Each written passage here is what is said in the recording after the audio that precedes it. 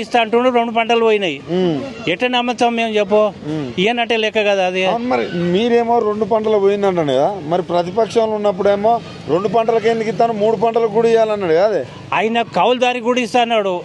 ఇవి కూడా చెప్తున్నా కదా, 3 పంటలు కాదు కౌలుదారికి ఇస్తా అన్నాడు. అవి కూడా లేవు, ఇవి లేవు. అసలుకే మొత్తం ఎగ్గొట్టి కౌలుదారికి ఎక్కడికి ఇస్తాడు ఆయన? అంతేనా?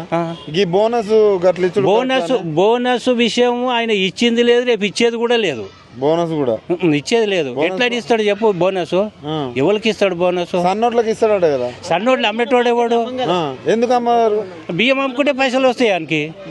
వడ్లు అమ్ముకుంటే 3,000 వస్తాయి, బియ్యం అమ్ముకుంటే 6,000 వస్తాయి. మళ్ళీ ప్లస్ రైతు బాగుపడతాడు. కానీ సన్నోట్లు పెట్టే పరిస్థితి ఉంటుంది అన్న. రైతులు పెట్టినా గానీ, ఎంత పెట్టినా గానీ 2 ఎకరాలు పెడతాడు, అంతకన్నా ఎక్కువ పెట్టాడు. 10 ఎకరాలు ఎప్పుడు పెట్టాడు. ఆడు భరించలేడు. దానికి మందులు కొట్టడం, దాని కష్టము అని అంతోని కాదు.